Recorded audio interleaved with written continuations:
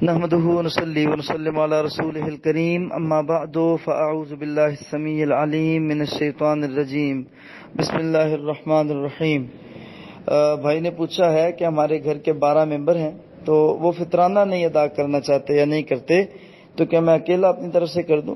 بھائی پہلی تو کوشش یہ کریں، ترغیب دلائیں، کیونکہ یہ ضروری عمل ہے، یہ فرضی عمل ہے، یہ فرضی سے مراد فرض ہے، واجب ہے، ضروری ہے۔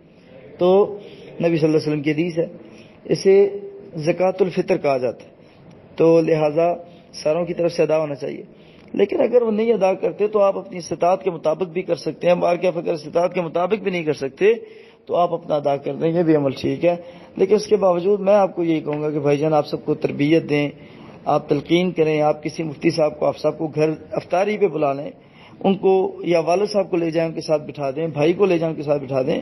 اگر آپ صاحب حیثیت ہیں، آپ کی آمدن ذاتی ہے، تو آپ اپنی آمدن میں بھی اپنے بھائیوں کی طرف سے، بہنوں کی طرف سے دے سکتے ہیں، کوئی اس میں حرج والی بات نہیں ہے۔ ایک بندے کا پاکستان، میں اسلام آباد شہر سے بولتا ہوں، پاکستان اسلام آباد میں ایک بندے کی طرف سے 2.5 کلو کا 125 روپے بنتا ہے۔ بہترین جو گندم ہے وہ 2.5 کلو 125 روپے کی بنتی ہے۔ اگر 12 افراد بھی ہیں تو آپ اس کے حساب سے حساب لگا لیں کہ 12 افراد کا 1200 وہ ہو گیا، اور 1500 روپے ٹوٹل فطرانہ بنتا ہے۔ تو آپ، اگر میں پاکستان کا ریٹ بتا رہا ہوں، آپ اپنے علاقے کا گندم کا 2.5 کلو کا ریٹ نکال کے، آٹے کا 2.5 کلو کا ریٹ اچھے والے کا نکال کے آپ وہ دے دیں۔ بارک اللہ فیکم۔